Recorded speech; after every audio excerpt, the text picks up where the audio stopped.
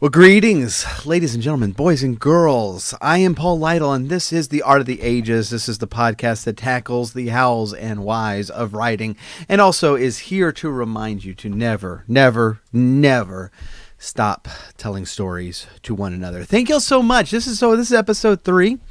And I really appreciate y'all joining in. For those who jumped on board from the very beginning, I really do appreciate that.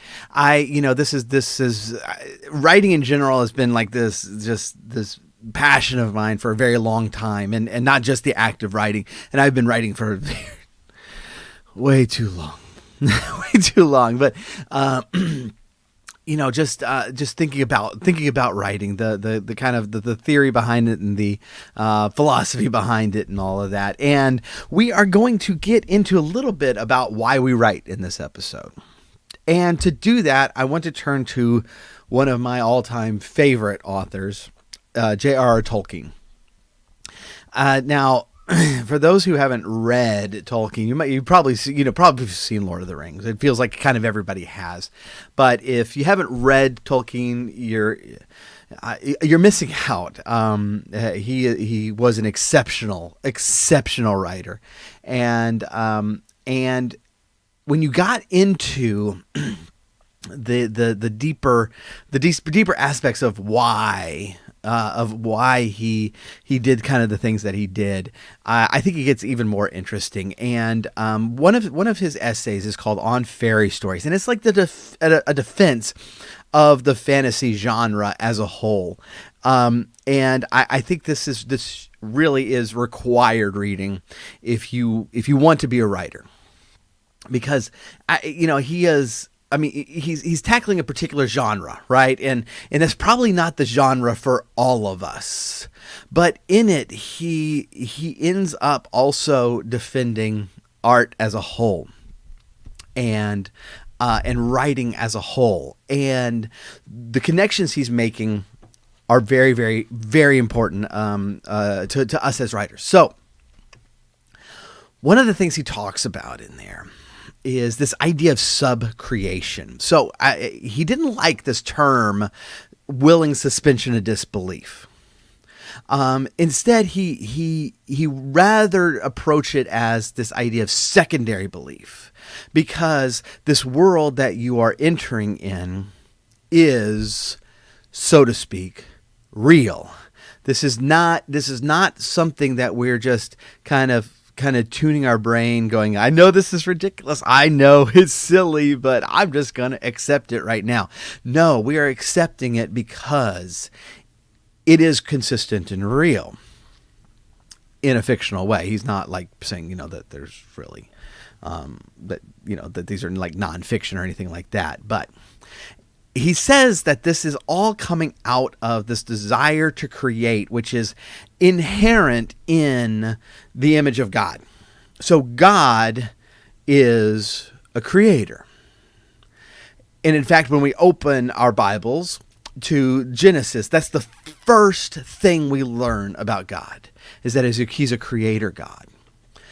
And as we get into the story, and as we keep going, we find that humans are a special creation, in that we are made in the image of God. And that has been misunderstood by multiple groups to mean like, that God actually looks like us. No, what the scripture's getting at is that there's some quality that God has, that he has gifted to humanity, in particular, above the rest of creation. And we're going to let the theologians get into most of that, but the important part of it in our efforts here is that we get that urge to create, that desire to create, that urge is part of the image of God. Now, we don't create in the same way that God creates. God creates ex nihilo, out of nothing. We cannot create that way.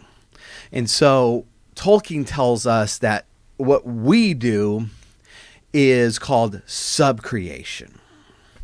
And so we are working within that same urge that we inherited with the image of God, but in a creaturely fashion. That we are not approaching this as God or as a God, but it is in a similar it is in that similar urge, and we're going to get more into how that plays out a lot, because what Tolkien is really chipping away at is something that's really critical about the creation of art, and that need that so many of us have, that creative urge to make something, and that has implications throughout everything that we do. And it's not, and it isn't just in the urge, but it also plays out in how that works itself out and how that produces good art. But we're going to get into more of that as we go. There's so much in that essay, guys. There's so much there. It's really hard to kind of summarize here in a short podcast like we're in. And so stick with me, all right? Because if you nail this down, there's so much red meat in this essay, and what Tolkien has to teach us about writing that really is going to, just really refine your approach to art. That's really going to focus you on subcreation that is good and that is meaningful. And so I think you're going to get a lot of this. But so the author has this subcreation. And so it's a little silly to then say, hey, this is all fake and ridiculous. I am going to willingly suspend my disbelief as I approach this work. No, if we take the idea of subcreation seriously, in that we are working in that urge that's coming from the image of God, then what we do as consumers of art is a little bit higher in meaning and purpose. So that's why he's coming up with the phrase of secondary belief, where when we enter into this subcreation, we are entering into something that is in the purposes of this story is real. It works. It's cohesive. It's this time and this place that you could, in your mind's eye, get up and walk around a bit. And so we believe it when we're there. We believe, it's like when my friends and I talk about Tolkien, we talk about the things that happened, right? Gandalf did this, and Celeborn did this, and so on and so forth. That's because it's not because these things actually happened in reality, but they did happen in the subcreation. And so what's really critical about that, the takeaway from that, what's really critical is that when secondary belief is broken, it can't be regained. Because when you stop believing in this world, you can finish the book. You can finish reading, but you can't really be pulled in again. At that point, you have disbelief. And so you can suspend it. That's a whole different category now, isn't it? And so there's a flaw in the subcreation that is ultimately quite serious. We're going to talk more about all of that. So I apologize for not getting really, really deep into all of this, but there's so much here that we really need to pick it apart. The takeaway here is our approach our approach is something that is inherent in us as image bearers of God.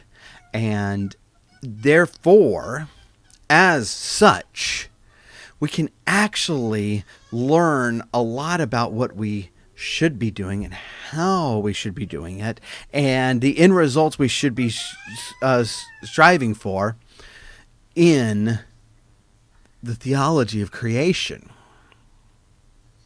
And this is going to play itself out in really, really, really cool ways. And so stick with me is what I'm saying. Ultimately is stick with me, because we're going to be delving a lot more into this as we go.